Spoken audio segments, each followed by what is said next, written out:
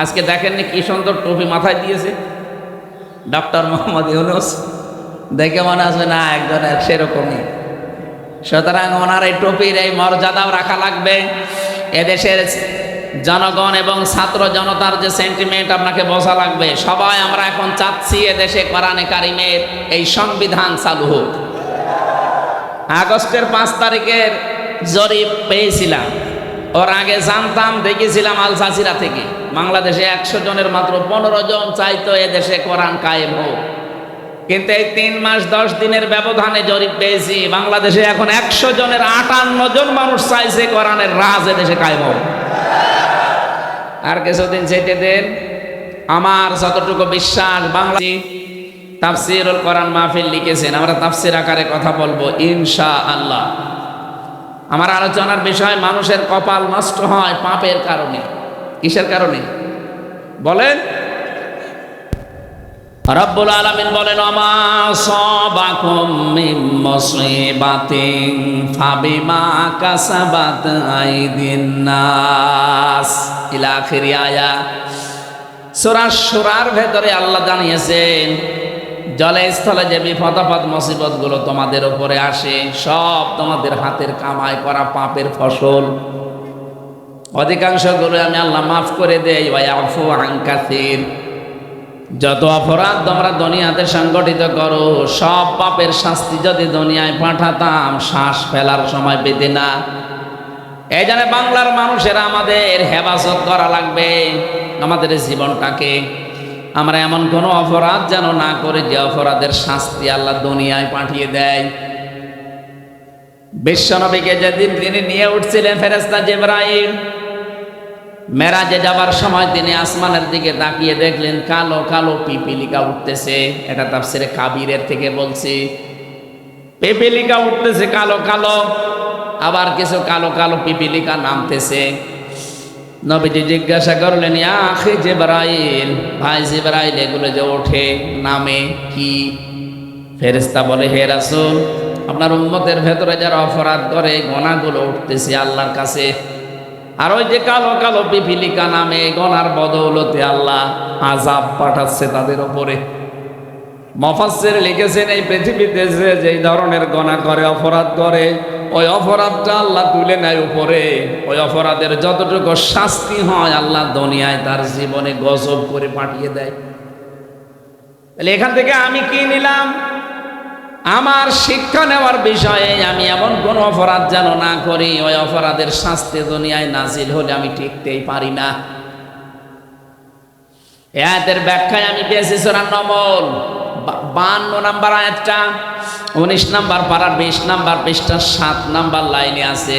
এটা তাফসিরে কাবিরে আছে, ফাতিলকা বুয়ুতুহুম খাবিয়াতাম বিমা যালামু ইন্না ফি যালিকা লাআয়াতাল লিকাউমিন ইয়ালামুন। বলেন আল্লাহু আকবার।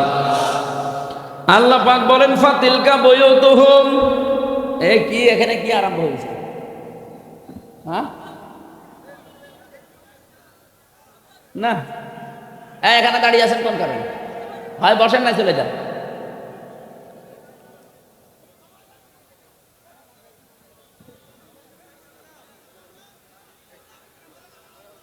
দেন তো ভাই, সব নামিয়ে দেন, দেন দেন, সব নামিয়ে দেন, একটাও যেন না থাকে। আরে ভাই, নামাতে এত দেরি করেন কি করেন? আপনার হাতে লাঠি কি করেন?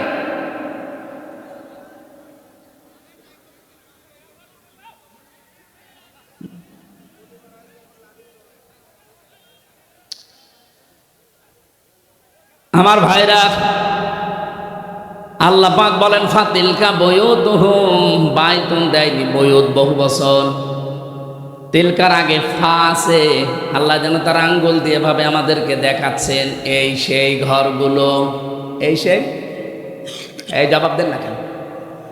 এই সেই ঘরগুলো খাবিয়াতান, আমি জনশূন্য করে দিয়েছি, পরিত্যক্ত বানিয়ে দিয়েছি, বিমা যালামু, তাদের জুলুমের কারণে। আয়াতটা যদি লূত আলাইহিস সালামের জামানার ঘটনা কেন্দ্রিক নাজিল করা, আমার তো মনে হচ্ছে 2024 সালের 5 আগস্টের বিকাল 5টার সময় আল্লাহ নতুন করে আবার নাজিল করেছে। আল্লাহ যেন হাত দিয়ে বাংলার মানুষকে দেখাচ্ছেন এই সেই ঘর, এই সেই ঘর যেগুলো আমি জুলুম করার কারণে জনশূন্য করে দিয়েছি। এটা যে কত বাস্তব তার প্রমাণ কুষ্টিয়ার হানিফ সাহেবের বাড়ি, এই যে ইনাদের এমপি টগর মিয়ার বাড়ি। আপনি যে দেখেন এখন পরিত্যক্ত হয়ে গেছে, জনশূন্য। আমার মনে হয় জিন ভূত ওখানে থাকতে ভয় পায়, কারণ গণ টয়লেট এখন একটা টয়লেট হয়ে গেছে। বিমা জলামু, এদের জুলুমের কারণে এই বাড়িগুলো থেকে দুর্বিসন্ধি করতো, জুলুম করতো।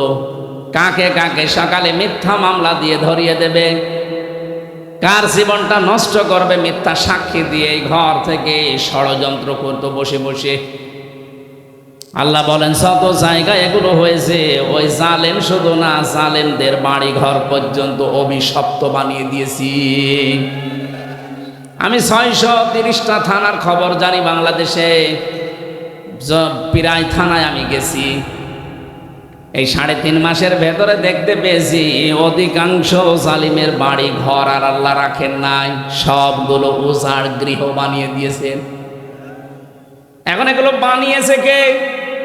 না না, ফাকতিয়া দাবিরুল কওমিল্লাযীনা যালামু আলহামদুলিল্লাহি রাব্বিল আলামিন।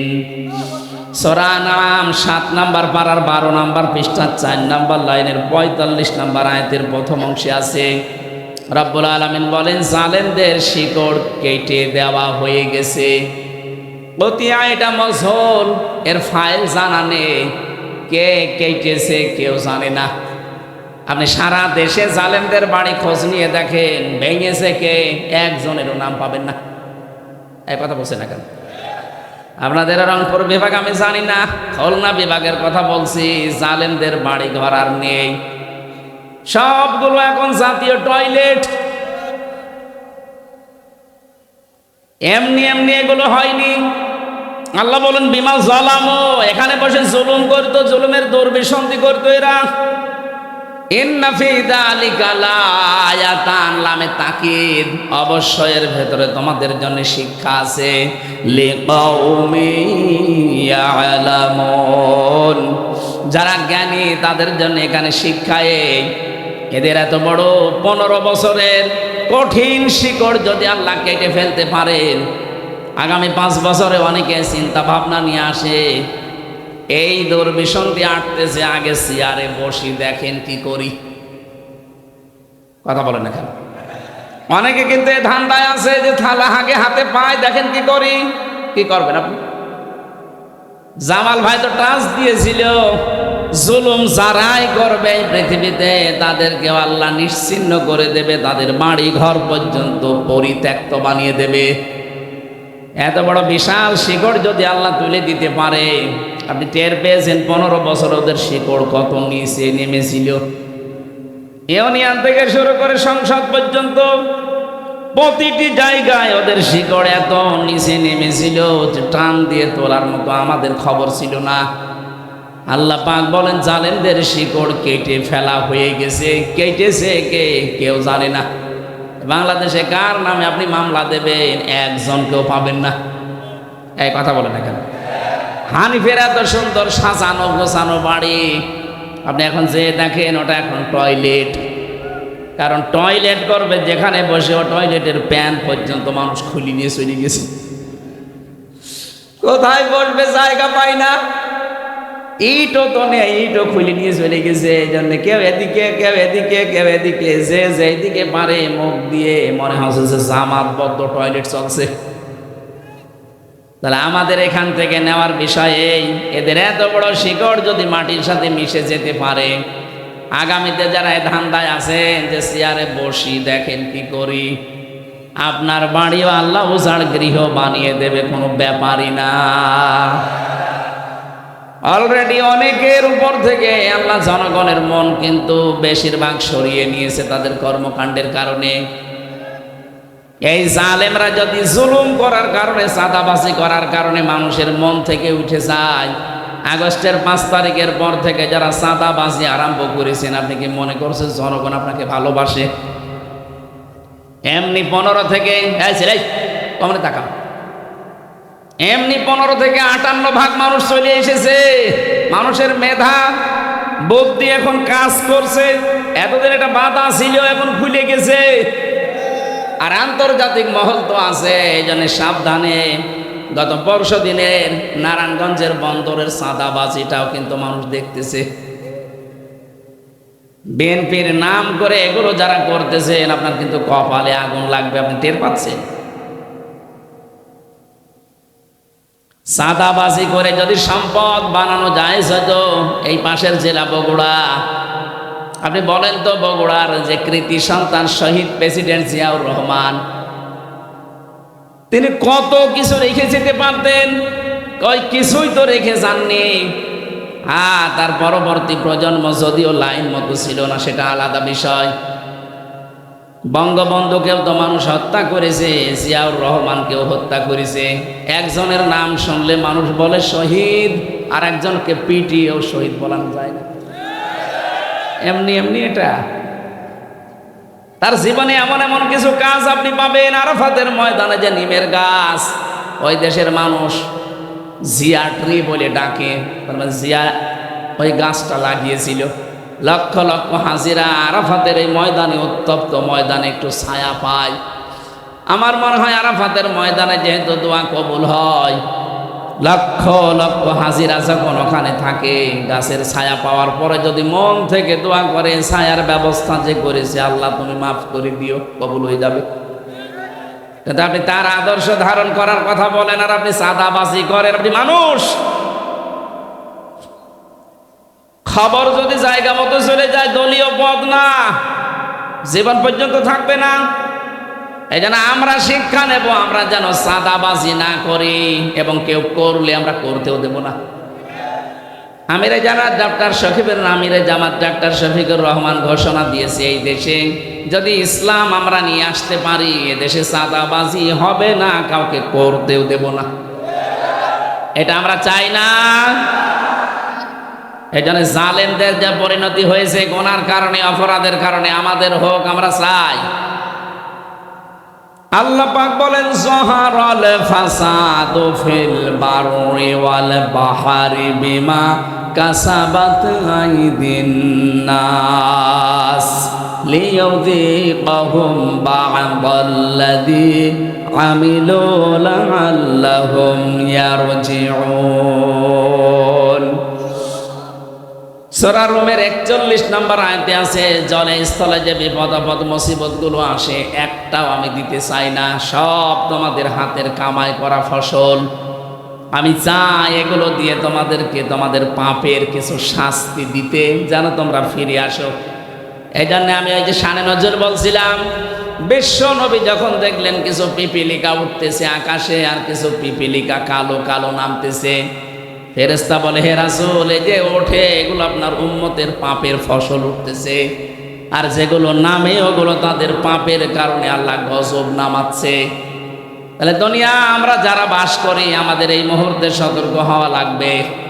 আল্লাহ কিন্তু একটা নির্মল শান্ত এমন একটা সুন্দর গ্রামের উদাহরণ আমাদের সামনে আজকে সেট করেছেন তেলাওয়াতকৃত আয়াতে। এটা সূরা নমল থেকে বলছি, বাংলাদেশের সাথে আমি আয়াতটা মিলাবো আজকে। সূরা নাহাল থেকে বলছি, 112 নম্বর আয়াত। সূরা নাহাল মানে মৌমাছি। নাহাল মানে কি? প্রথমে নামকরণটা একটা শিক্ষা আছে, ওইটা বলে নেই। 68 নম্বর আয়াতে পাবেন, ওয়াওহা রাব্বুকা ইলান নাহলি আনিত্তাখিযি মিনাল জিবালি বুয়ুতা ওয়া মিনাশ শাজারি ওয়া মিম্মা ইয়ারিশুন। আল্লাহ পাক বলেন, আমি মৌমাছির প্রতি ওহী করেছিলাম যে 3 জায়গায় বাসা বাঁধবা তোমরা, নিজেদের ঘর বাড়ি বাঁধবা 3 জায়গায় মাত্র, পাহাড়ের চূড়ায়, গাছের ডালে, আর মানুষের ঘরের চালে বা কার্নিশে ছাদে। নবী আপনি দেখবেন এই 3টা জায়গা ছাড়া আজ পর্যন্ত মৌমাছিরা কোনো জায়গায় বাসা বাঁধে না, কিয়ামত পর্যন্ত বাঁধবেও না। আমার প্রশ্ন হচ্ছে, মৌমাছিদের আল্লাহ আদেশ করেছে কয়দিন? কথা বলে না কেন? মাত্র একদিন একটা আদেশ দিয়েছে, ওইটা আজ পর্যন্ত ওরা মেনে চলছে, কিয়ামত পর্যন্ত চলবে। এই জন্য ওদের ভেতরে কোনো ঝামেলা নেই। আর আমাদেরকে কোরআনে আল্লাহ আমাদের আদেশ দিয়েছেন 500। কয়টা?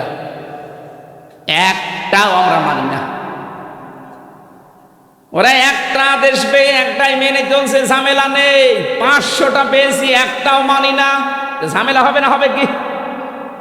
এই জন্য আমাদের উচিত হচ্ছে কোরআনে কারিম থেকে 500 আয়াত জেনে বুঝে আমাদের এই প্র্যাকটিক্যাল লাইফে এখন থেকে মিলানো।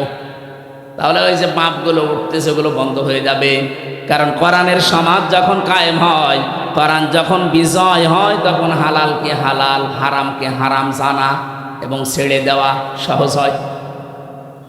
তিরমিজি শরীফের হাদিস, নবীজি বলেন, মান করাল কোরআনা ফাস্তাজহারাহু, যে ব্যক্তি কোরআন পড়বে আর কোরআনকে বিজয়ী করার জন্য চেষ্টা চালাবে। এজহার মানে শুধু প্রকাশ করা না, এজহার মানে কায়েম করা, এজহার মানে বিজয় করা।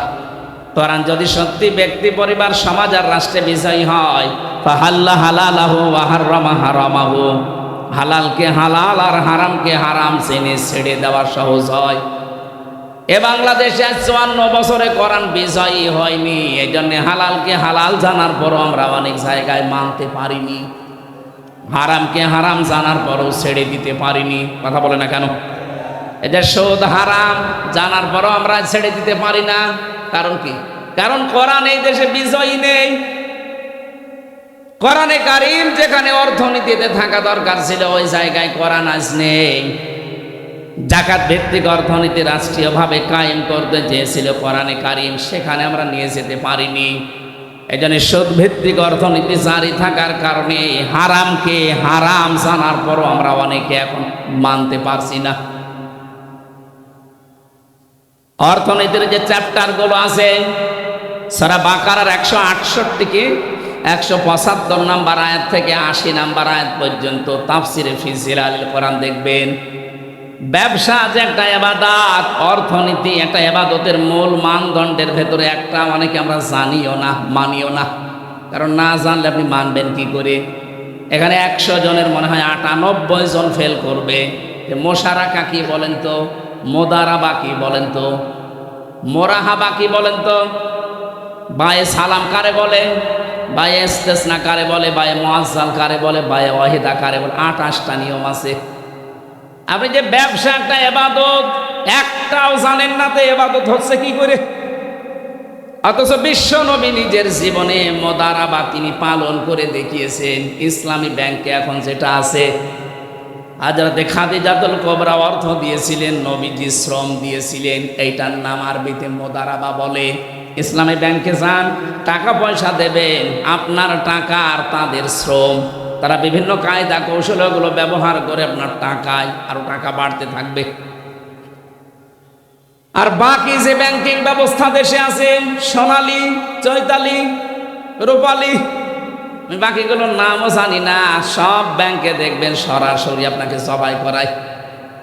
এখন যদি বলেন হ্যাঁ ইসলামী ব্যাংকেও আছে, হ্যাঁ আছে, কিন্তু যতদিন পর্যন্ত দেশে যাকাত ভিত্তিক অর্থনীতি রাষ্ট্রীয়ভাবে আপনি কায়েম করে দেখাতে না পারবেন, ততদিন ইসলামী ব্যাংক না, ফেরেশতা জিবরাইল ব্যাংক যদি বলে সে ওষুধ খাওয়া লাগবে। কথা বুঝতেছে? এই যে টুপিটা সুন্দর লাগছে না, এর ভেতরে সুদ আছে। প্রশ্ন আসতে পারে, হুজুর মানুষ সুদের টুপি মাথায় দিয়ে নামাজ পড়ে না? আরে বেটা, নবীজি নিজে মক্কায় 13 বছর নামাজ পড়েননি? কথা বলেন। তো ওই সময় তার তো কাবা শরীফের ভেতরে 360টা মূর্তি ছিল। 360টা মূর্তি সামনে নিয়ে নামাজ পড়ে নামাজ হয়? ও বলছেন না, নবীর নামাজ হয়নি। আজ যে বললাম টুপিটার ভেতরে সুদ, এই যে সুন্দর দেখতে, কোটিটা কি সুন্দর লাগছে, এর ভেতরে সুদ আছে। কারণ হচ্ছে এই, আমি হয়তো সুদের টাকা দিয়ে এটা কিনি নাই, কিন্তু এই টুপিটা আছে ফ্যাক্টরিতে তৈরি হয়েছে, ওই ফ্যাক্টরির মালিক ব্যাংক থেকে লোন নিয়েছে। কথা বলছেন? প্রত্যেকটা জিনিস এরকম। যাকাত যতদিন সরকারিভাবে রাষ্ট্রীয়ভাবে কায়েম করা না যাবে, ততদিন আপনি এদেশে সুদ থেকে বাঁচতে পারবেন না। হ্যাঁ, যতদিন কায়েম করতে না পারি ততদিন কাজ করলে গোনা হবে না, নবীজির যেমন হয়নি। অথচ ওই নবী বাকি 10 বছর যখন রাষ্ট্রের দায়িত্বে ছিলেন মদিনার, রাষ্ট্রপ্রধান হওয়ার পরে তিনি এসে শুধু মূর্তি ফেলে দেয়নি, ভেঙ্গে ভেঙ্গে দূর করে দিয়েছেন। কথা বলে না কেন? সুতরাং রাষ্ট্রে যদি সত্যি ইসলামটা আমরা বিজয় করতে পারি, আল্লাহর কসম, তখন এই বেপরদা থাকবে না, সুদ থাকবে না, ঘুষ দেওয়া লাগবে না। বৈষম্য বিরোধী ছাত্র আন্দোলন যারা করেছিল তারা দেওয়ালে দেওয়ালে লিখন লিখেছে, ঘুষ যদি কেউ চায় তার হাত ভেঙে দেওয়া হবে। এটা যদি কায়েম হয়ে যায় কেমন হবে বলেন তো? বৈষম্য বিরোধী ছাত্র আন্দোলন মানে 9টা দফা দেখেছি, তার 3টা প্রথম দফায় আমি দেখেছি সূরা কোরআনের এই সূরা নাহালের 90 নম্বর আয়াতের প্রথম 3টা বিষয়ের সাথে তারা মিল রেখেছে। 1 নম্বরে ওরা বলেছিল ওয়ান জাস্টিস, ন্যায় বিচার কায়েম করতে চেয়েছিল না? আল্লাহ এই নির্দেশই 90 নম্বর আয়াতে প্রথম দিয়েছেন, ইন্নাল্লাহা ইয়া'মুরু বিল আদলি, অবশ্যই আল্লাহ নির্দেশ দিচ্ছে তোমরা ন্যায় বিচার কায়েম করো। এইটাই তো তারা চেয়েছিল। কথা বলেন না কেন? 2 নম্বরে তারা চেয়েছিল মানবাধিকার। আল্লাহ পাক বলেন আমিও দ্বিতীয় এইটাই চেয়েছি, ওয়াল ইহসান। ইহসানের 27টা ব্যাখ্যা আছে, এর ভেতরে 1 নম্বর ব্যাখ্যা ইহসান মানে ভালো ব্যবহার করো। কোথায় ছিল ভালো ব্যবহার বাংলাদেশে? বলে ভালো ব্যবহার করবা কাদের সাথে? নবীজি যুদ্ধবন্দী যারা তাদের সাথেও খারাপ আচরণ করেননি, ভালো ব্যবহার করে তাদের মন জয় করে ফেলেছিলেন। হযরতে সুমামা বিন ওয়াসালের জীবনটা পড়ে দেখবেন কি ব্যবহার করেছিলেন। অথচ আমরা তো যুদ্ধবন্দী ছিলাম না, আমরা ছিলাম কারাবন্দী, তাও অবৈধভাবে। কথা বলছেন না? কি আচরণ করলেন আপনি? 24 ঘন্টা আমার মতো একটা চিকন মানুষকে আপনি তালা লাগিয়ে রাখতেন, তাও ফাঁসির কন্ডেম সেলের ভেতরে। কি করেছিলাম আমি? আপনার মেয়ের দিকে তাকিয়েছি কোনোদিন? আর আপনার যে মেয়ে ও ছাতার দিকে তাকানো যায়, জামাই কন্ট্রোল করতে পারছে না, আমরা কি করব? আর ওর দিকে তাকিয়ে করবো কি? তো 4-5টা ছেলে মেয়ের মা। কথা বলছে না কেন?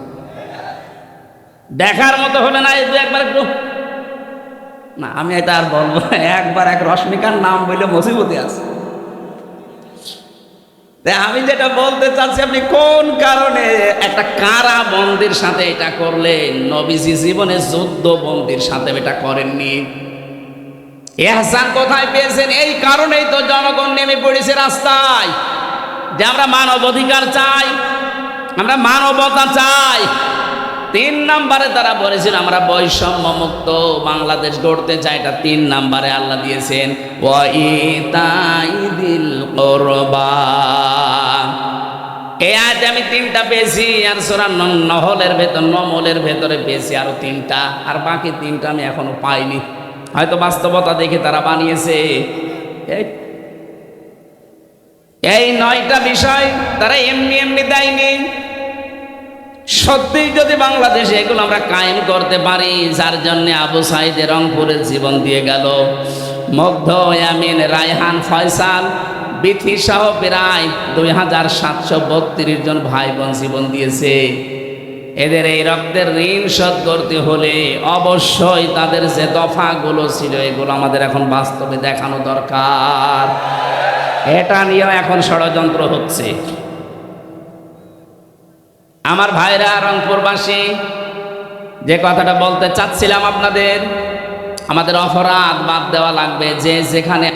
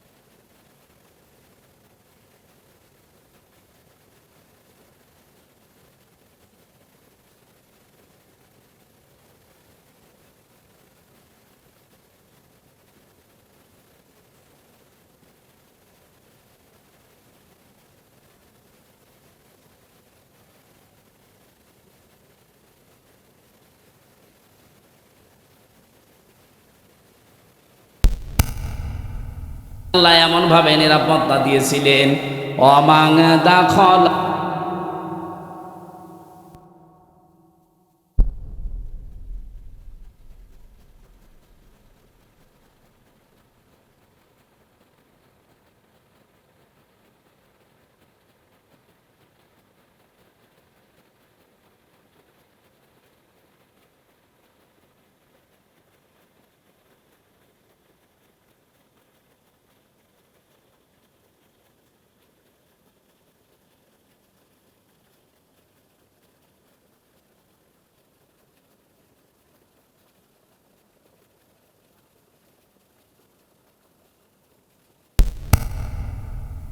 না, ওই জাতি আল্লাহর কাছ থেকে নিরাপত্তা পাওয়ার হকদার হয়ে যায়।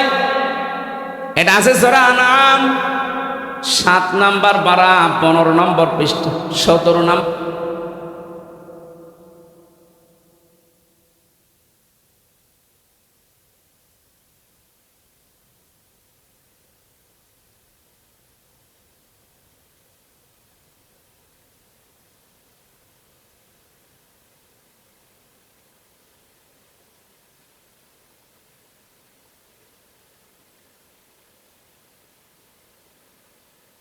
শিরিক মিশ্রণ করবে না, উলাইকা লাহুমুল আমন।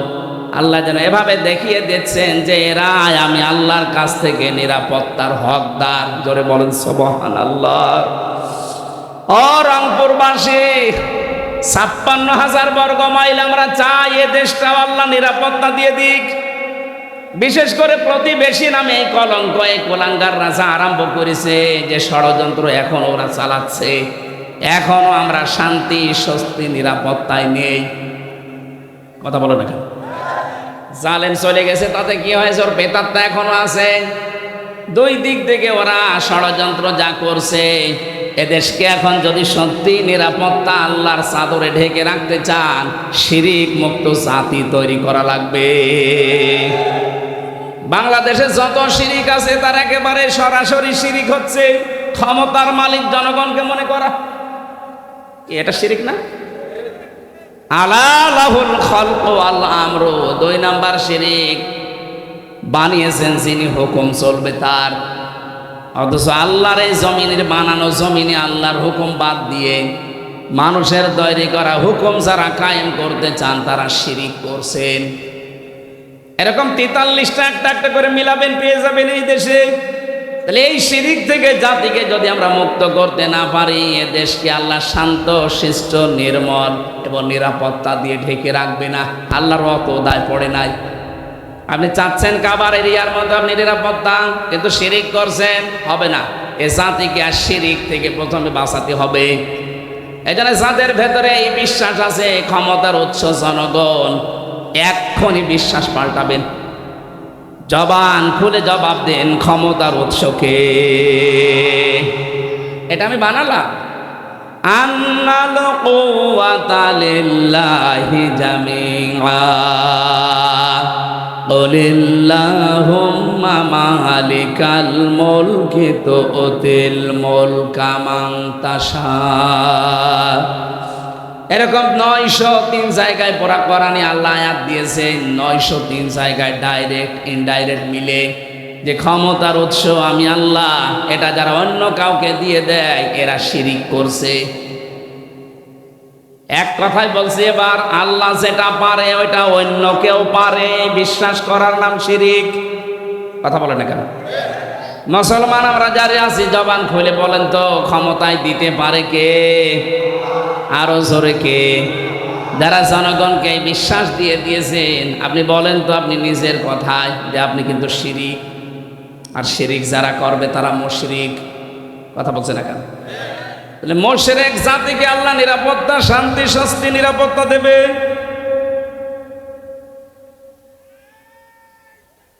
এই আন্দাজে লাফাচ্ছেন কেন? রংপুরবাসী, আমি আমার মূল কথা কিন্তু বলে ফেলেছি। এই দেশকে যদি আমরা কাবার মতো নিরাপত্তার চাদরে ঢেকে রাখতে চাই, সবাই একমত হওয়া লাগবে, দেশ থেকে আমরা শিরিক তুলে দেব। এই 15.5 বছরে এইটা ওরা চেষ্টা করেছিল, বাবার নাম দিয়ে বলে হোক, পীরের নামে হোক, খাজার নামে হোক, বিভিন্ন নামে তারা এদেশে শিরক এমন ভাবে গাড়ার চেষ্টা করেছিল, আল্লাহ মনে হয় নিজের হাতে কন্ট্রোল করেছেন, পারে নাই। যে অবস্থায় এখন আমরা আছি, এ জাতির ভেতরে কিয়ামতের আগে যেন শিরক বদ্ধমূল হতে না পারে চেষ্টা করা লাগবে। তাহলে এই দেশকে উলাইকা লাহুমুল আমনু, এরাই হচ্ছে শান্তি, স্বস্তি, নিরাপত্তার হকদার। বলেন আল্লাহু আকবার। আল্লাহ বলেন এমন একটা গ্রাম ছিল যে গ্রামে শান্তি ছিল, স্বস্তি ছিল, নিরাপত্তা ছিল, নিশ্চিন্তে চাষ করা যেত। ইয়াতিহা রিজকুহা রাগাদাম মিন কুল্লি মাকান, তাদের কাছে রিজিক আসতো তাদের আশপাশ দেশ থেকে। 1947, 1971, 2024 একটু মিলান। 47-এর আগে কত সুন্দর করে বিভিন্ন দেশ থেকে খাবারের ব্যবস্থা, রিস্কের ব্যবস্থা, জীবন উপকরণের ব্যবস্থা আল্লাহ পাঠিয়ে দিয়েছিল। পক্ষান্তরে বাকি যেটা দেখলাম, বাকি যেটা দেখেছি 1971 সালের পরে, যে মানুষগুলো প্রতিবেশীর নাম নিয়ে, আমাদের উপকারের নাম নিয়ে যারা দেশকে ভাগ করে দিয়ে আমাদেরকে একটা বিপদে ফেলে দিয়েছিল, তারা এখন বলছে দেশটা আমরা স্বাধীন করেছিলাম। আরে ভাই, আপনারা যদি স্বাধীন করেন তাহলে এদেশের মুক্তিযোদ্ধা এতগুলো যাদের সম্ভ্রম নষ্ট হয়েছে, মেয়েদের, এটা কি গাঁজা করে গল্প? কথাটা কত গভীর, যাদের মাথায় মগজ আছে চিন্তা করেন তো। নরেন্দ্র মোদী সাহেবের কথা কোথায় যে আঘাত করেছে। 16ই ডিসেম্বর উনি ঘোষণা দিয়ে দিল যে বাংলাদেশের স্বাধীনতা আমরা করে দিয়েছি। তাহলে আমাদের দেশে এতগুলো মানুষ শহীদ হয়েছে 9 মাস, এতগুলো মহিলারা তাদের ইজ্জত হারিয়েছে, এগুলো বিশাল খেলা নাকি? আপনারা বুঝবেন না, আপনাদের মাথায় ওই পর্যন্ত হয়তো নেই। যাদের মাথায় আছে তারা চিন্তা ভাবনা করে সামনে আগাবেন। গভীর ষড়যন্ত্র কিন্তু চলছে আমাদের এই ছোট্ট দেশটা নিয়ে। কথা বলেন না কেন? কি সুন্দরভাবে চলছিল। আল্লাহ পাক বলেন, যদি সত্যি জাতির লোকেরা ওয়ালাউ আন্না আহলাল কুরা আমানু ওয়াত্তাকাউ লাফাতাহনা আলাইহিম বারাকাতিম মিনাস সামাই ওয়াল আরদ, গ্রামের লোকেরা, দেশের লোকেরা যদি এখানে আল্লাহকে করিয়া দিয়েছেন, এটা গ্রাম, গ্রামের লোকেরা যদি, জনপদের লোকেরা আল্লাহর প্রতি ঈমান আনে, আর দাবি অনুযায়ী যদি আল্লাহকে ভয় করে চলার নীতি অবলম্বন করে, আকাশ আর জমিনের যত বরকতের দরজা আল্লাহ সব খুলে দেবেন। জোরে বলেন সুবহানাল্লাহ। সুতরাং আমাদের কারো কাছে হাত পাতার দরকার নেই। ডক্টর মোহাম্মদ ইউনূস গতকালকেও ঘোষণা দিয়েছে, এই ছোট্ট একটা দেশ, এখানে বাস করে 18 কোটির উপরে মানুষ। পৃথিবীর কোনো দেশে এরকম ঘনবসতি আমি পাইনি। উনি যেহেতু বিভিন্ন দেশ সফর করেছেন, উনি বলছে 18 কোটি মানুষের এই হাতকে আমরা যদি কাজের হাত বানিয়ে ফেলতে পারি, যত টাকা পাচার হয়েছে দেশ থেকে এগুলো যদি ফেরত আনতে পারি, এ দেশটা আবার দাঁড়িয়ে যাবে, কেউ বাধা দিয়ে আটকাতে পারবে না। আজকে আসার সময় যে সাড়িয়াকান্দি বগুড়া পার হওয়ার সময় পাইলট আমারে বলছিল, হুজুর এই দেখেন এটা কিসা বিশাল বিশাল কত ফ্যাক্টরি বানিয়েছে। ওনারে বললাম যে এই ফ্যাক্টরি বানিয়েছে ঠিক, কিন্তু টাকা যা পাচার করেছে, ওই মানুষগুলো যদি টাকাগুলো পাচার না করে বেগমপাড়া সাহেবপাড়া না বানিয়ে শুধু এই দেশেই যদি কর্মসংস্থান তৈরি করত, লক্ষ লক্ষ মানুষের বিদেশ যাওয়া লাগতো না, এই দেশেই তারা বৈধ কাজ করে আয় করতে পারত।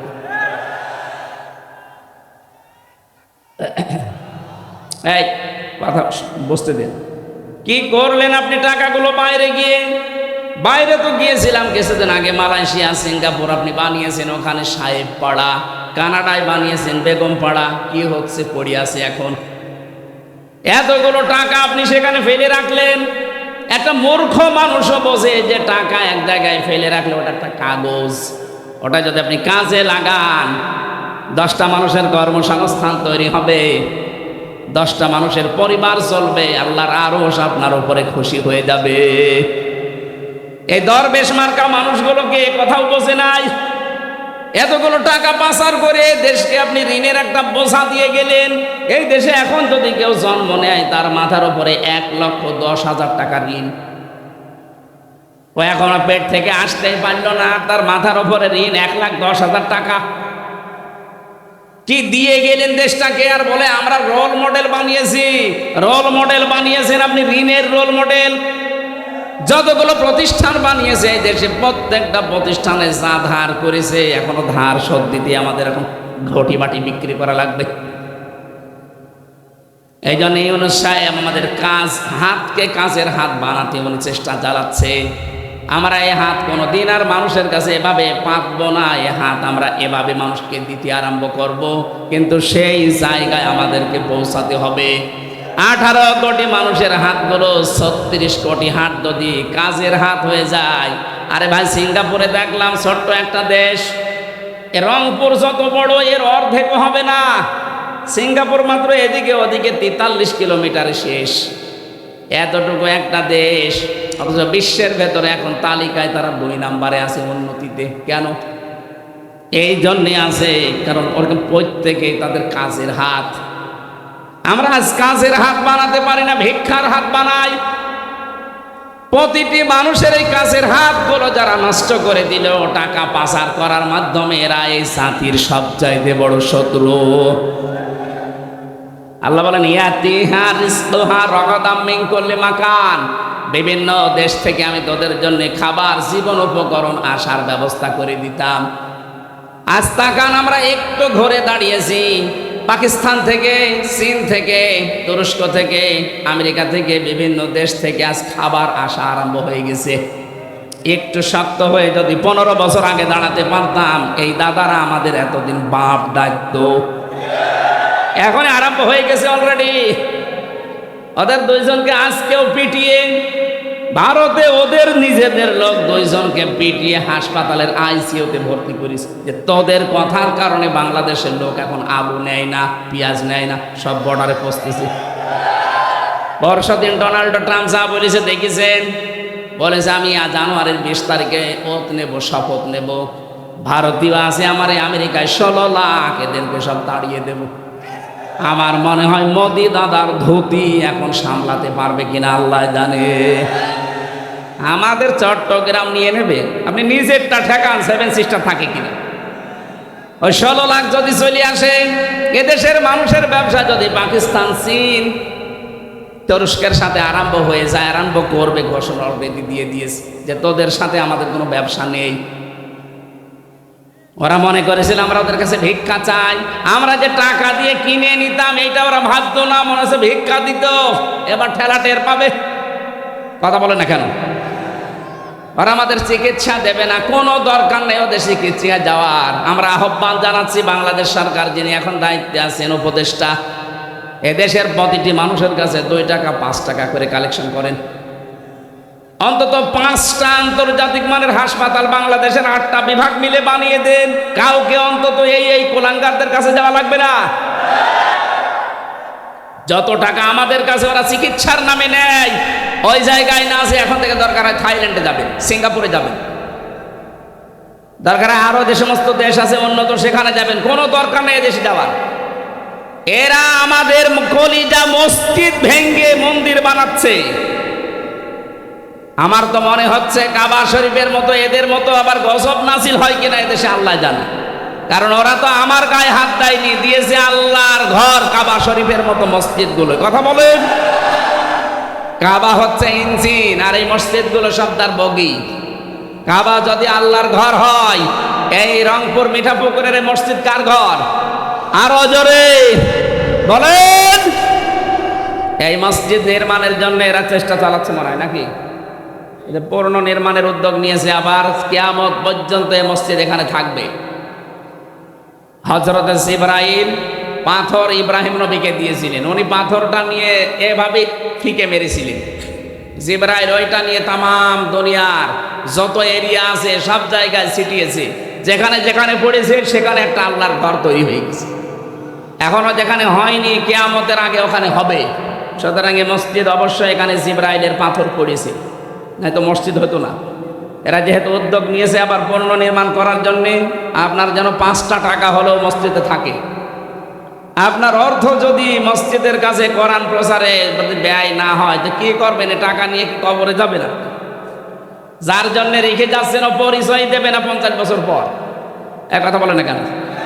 আমার বাবার নাম রিয়াজউদ্দিন, তার বাবার নাম জাহান আলী, তার বাবার নাম নমাজ আলী, এরপরে আমি আর চিনি না। হ্যাঁ, এই 3 পুরুষের পরে আমি আর চিনি না। এখন বলেন তো, নমাজ আলীর বাবা 60 বছর আগে মারা গেছে। ও যদি এখন কুষ্টিয়ায় এসে বলে যে এই 2 তলা বাড়ি আমার, আমি বানিয়েছিলাম এগুলো, ওর দাঁত মুখ খুলে ফেলবো না? যে ভণ্ডামি করার জায়গা পান না। কিসের নমাজ আলীর বাবা? আপনি তো নমাজ আলীরই চিনি না। অথচ এইটা রেখে যাচ্ছেন 50-100 বছর পরে যদি আল্লাহ আপনাকে আবার ফেরত দেয়, এসে এই নিজের জমি নিজের জায়গা, যারা ওই সময় বাস করবে তারাও আপনাকে চেনে না, আপনিও তাদেরকে চেনেন না। সুতরাং হায়াত থাকতে এমন কিছু করে যান যেন কিয়ামত পর্যন্ত মানুষ সেজদা দেয় আর আপনি পেতেই থাকেন। তার ভেতরে এই মসজিদ একটা। আশা করছি এদিকে একটু নজর দেবেন। আমরা তো অত বলি না, আমি তো আদায় পারি না। চলে গিয়েছিলেন আবার এসেছেন, এই জন্য ওনারা লিখে দিয়েছে। আমরা আয়াতের দিকে যাই নাকি? ফাঁকা ফারাত বিয়ান ওমিল্লাহ ফাযাকাল্লাহু লিবাসাল জু'i ওয়াল খাউফি। রব্বুল আলামিন বলেন, ওই জামানার মানুষগুলো যখন আল্লাহর নিয়ামতের সাথে তারা কুফরি আরম্ভ করেছে, তাদেরকে আমি 2টা পোশাক পরিয়ে দিলাম মজা সাকাতে। একটা হচ্ছে খোদার পোশাক আর একটা হচ্ছে ভয়ের পোশাক। এরপরে দিয়েছেন বিমা কানু ইয়াসনাউন, ওরা যা করেছিল ওর মজা সাকাতে আমি আল্লাহ এই 2টা পোশাক দিয়েছি। বাংলাদেশে যে ভয়ের পোশাক, ভয়ের সংস্কৃতি তৈরি হচ্ছে, খোদার যে পোশাক সামনে আসতেছে, অনেকে বলতো দেশে দুর্ভিক্ষ হবে না, কখনো সম্ভব না। আমাদের হাতগুলো আমরা সামনে যা আছে এটা নিয়ে কাজে লাগাবো, কেউ যেন বসে খাওয়ার চিন্তা না করি। আর টাকা পাচার তো দূরের কথা, আহ্বান জানাবো যার যা পাচার হয়েছে ওগুলো হয় নিয়ে আসেন, নাই ওর ছেলে মেয়ে, ওর স্ত্রী পুত্র, স্থাবর অস্থাবর সম্পদ যা আছে সব বাজেয়াপ্ত করে রাষ্ট্রের কাজে লাগিয়ে দেন। হ্যাঁ, কথা বলেন না কেন? রাষ্ট্রের কাছ থেকেই তো আপনি মেরে কেটে খেয়েছেন, এখন রাষ্ট্রে ফেরত দেন, দেশটা দাঁড়িয়ে যাবে।